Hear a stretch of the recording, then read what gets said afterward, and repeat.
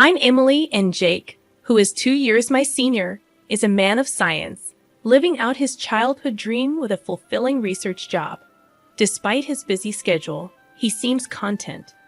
Our 3-year-old son, Mike, shares Jake's love for observation and experimentation, currently fixated on the goldfish he snagged at the fall festival.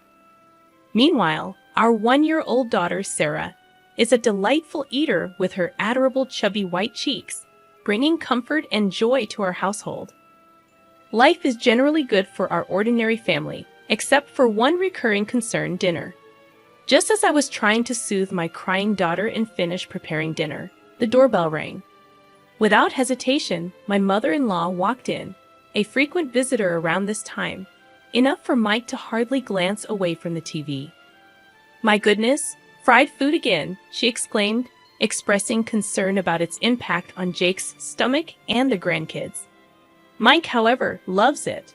My mother-in-law swiftly took charge, offering a creamy vegetable stew and minestrone, enough to last for at least 3 days. As she set the table, my spirits sank at the sight of the mostly carrot and cabbage-filled stew. Interrupting my thoughts, she insisted I pack up the food she brought. Despite its lack of appeal, wasting food was not an option. This routine, familiar since her last unexpected visit, where she swapped my clam chowder for her fried chicken, concluded with her leaving without acknowledging her grandchildren. After she left, my son softly remarked, "Grandma took my fried chicken again." My heart ached at his sad face, but I assured him there was a little meat left. As I heated up the oil, I felt relieved seeing my son's joyful reaction to the promise of more food. Yet beneath the surface, my dissatisfaction lingered.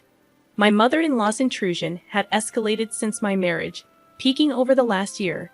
Each week, unannounced during dinner prep, she would criticize my cooking and parenting, leaving her cream stew behind.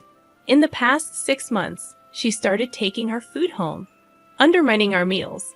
As I juggled baby food and distracted the kids, the tough task of cooking continued. My family's happiness kept me going, but my fried chicken, braised pork, mapo tofu, and hamburgers, all of it, ended up in her hands. I inherited a love for cooking from my restaurant-running family, particularly my dad, who taught me the art.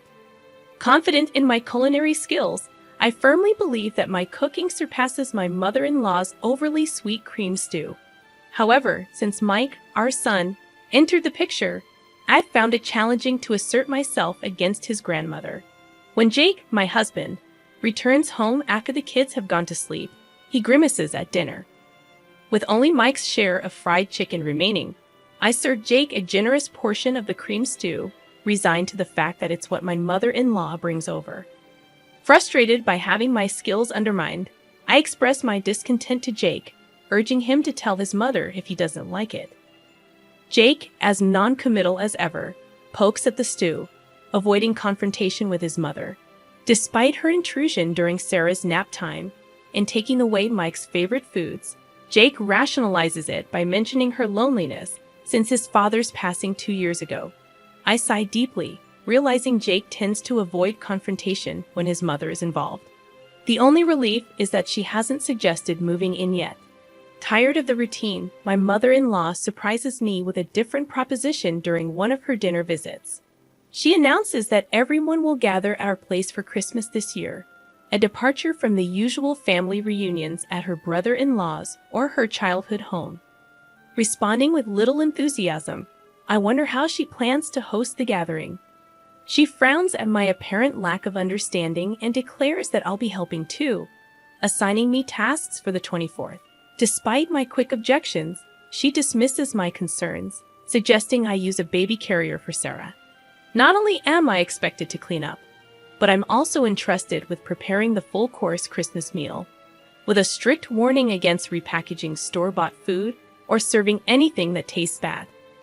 Stunned by the audacity of her decision, I try to object, but my mother-in-law, satisfied with her directives, leaves abruptly. When I share the news with Jake that night, he is as bewildered as I am. We contemplate her plans to host a Christmas party, inviting relatives from both his dad's and her sister's families. Frustrated, I finally lose my temper, expressing my feelings of always being pushed around. Jake, realizing the severity of the situation, goes silent and, with a resigned sigh, agrees to handle the cleaning and entertaining of relatives. I'm relieved to hear Jake's proposal. It provides some direction. However, he adds a request. Can you still cook the full-course Christmas meal? Jake gazes at the meatloaf his mother-in-law left for us, making it hard to refuse. After some hesitation, I reluctantly agree. Just for this year, let's keep Mom's reputation intact. Plus, everyone in the family loves your cooking, he pleads. Fine, just for this year. Thanks, man. I can't wait for Emily's Christmas feast, he says cheerfully. I brace myself, knowing it's just for this time, and agree to prepare a full-course Christmas meal. When I inform my mother-in-law that Jake will stay over to help with cleaning, she makes a displeased face, commenting on how the man of the house shouldn't do such things.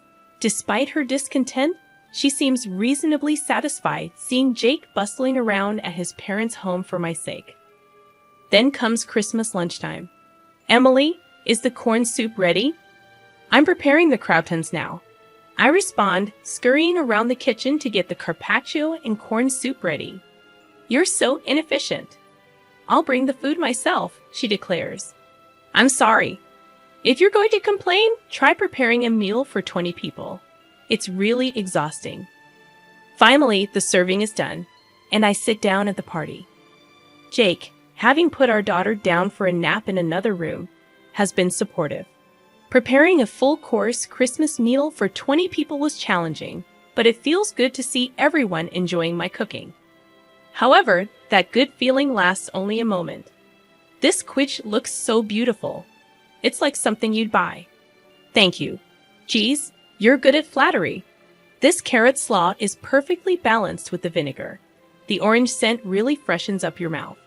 That's because Christmas meals tend to be rich, so I made it a bit more acidic. Something's off. Every time someone tries to compliment my Christmas cooking, mother-in-law interrupts. Something is not right, she declares, revealing the source of this awkwardness.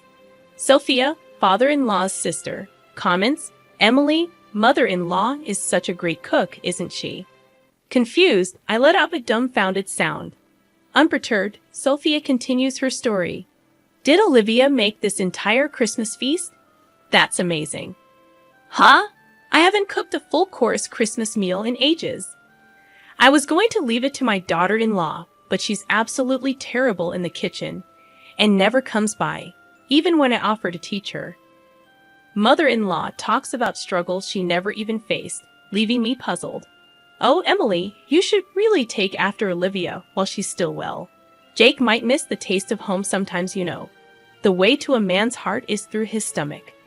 Daniel, a relative hanging around, laughs as if mocking me. You know, Olivia, that pork belly stew you made last time was delicious. It's amazing you can cook both Western and Japanese dishes. It's not that big of a deal, but I'm glad you enjoyed it. Mother-in-law smiles and feigns humility. That pork belly stew was clearly my creation. As I stand there astonished, she mouths, go along with it. Apparently, she's been claiming all my dishes, including the Christmas feast, as her own and sharing them with the family. Now she wants me to be complicit in her lie. No way, especially after she's been criticizing my cooking all this time. Though I want to speak out. Overwhelmed by the crowd, I find myself speechless until my young son becomes my unexpected savior. Mom, this omelet is really tasty. It looks different than usual, but your omelets are always good, echoes his high-pitched voice, silencing the noisy adults. Sophia, perhaps out of kindness, attempts to cover for my son, saying, Oh, Mike, this is actually what your grandmother made. Astonished, my son responds, Huh? But it's tasty, so it's got to be Mom's omelet. Grandma's omelet is super sweet and gritty. It doesn't taste good. He passionately insists, gesticulating wildly, leaving the adults exchanging puzzled glances. Panic ensues, and the mother-in-law tries to intervene, saying, Emily, don't teach the child to lie. Excuse me? Who's the one lying here? Mom, am I a liar? Mike looks up at me, his face full of insecurity. That's when I feel my blood boil. Frustrated, I declare, Mike is not a liar. The one lying here is you, Grandma. Huh. She must not have expected me to stand up to her. My mother-in-law looks shocked as I stand up, pointing dramatically at the table. I made this entire Christmas feast, including the corn soup. Everything from start to finish. Naturally, the room erupts in response. My flustered mother-in-law begins to panic and yells, "Wait, wait, wait. Emily, you've been lying this whole time. Have you lost your mind?" "I'm not lying," I assert. Sophia, pulled into this, looks up at me surprised. "Yes, it was delicious. I made that too." You're terrible, stealing credit for Jake's mom's cooking and trying to set her up. "You're the worst daughter-in-law," I accuse. Attempting to defend herself, my mother-in-law hesitates, then shouts, "It's a secret family recipe. I can't tell you in public." The relatives, initially disgusted by our petty fight, start to see who was in the right. But my husband Jake appears near the door, restraining me with a stern voice and face. "Emily, that's enough." My mother-in-law clings to Jake, looking like a tragic heroine. Jake, addressing his mother, says, "Mom, you're the awful one here. This entire Christmas feast Emily made all day while taking care of the kids. Trying to take credit for it is pretty low." Caught in the middle again, Sophia looks at the creamy stew, recalling how sweet it was. "Yeah, it was insanely sweet, wasn't it, Mom?" Seizing the opportunity, Jake reveals, "If it's sweet, it's tasty." She's always been cautious about salt and oil, but uses sugar with no limits. So all her dishes taste like a block of sugar. The truth unfolds, exposing mother-in-law's lies. Disillusioned, the family realizes that all the recent dishes were likely made by me, not her. Mother-in-law, exposed for all her lies, panics and tries to appeal to Jake's emotions. "Why are you siding with your daughter-in-law? I'm your mom," she pleads. The revelation leaves everyone in the family disillusioned with the mother-in-law. "I never wanted to say this, Mom. I thought your actions were driven by loneliness since Dad isn't here, so I've been having Emily put up with you. But what you're doing is nothing short of harassment towards her. There's no reason to protect you anymore. Don't see Emily or the kids ever again." Jake, firm in dismissing his begging mother, starts to clean up the Christmas feast. Then he apologizes to the relatives, saying, "I'm sorry for the disturbance this Christmas. Emily, Mike, let's go." As Jake takes Mike's hand and stands up, Mike glances at his grandmother and asks, "Grandma, where's your I'm sorry?" "When you lie, you say I'm sorry, then you get forgiven, right? Isn't that right, Mom?" I get it. You have to be forgiving when it comes to raising kids, but a simple sorry isn't going to cut it."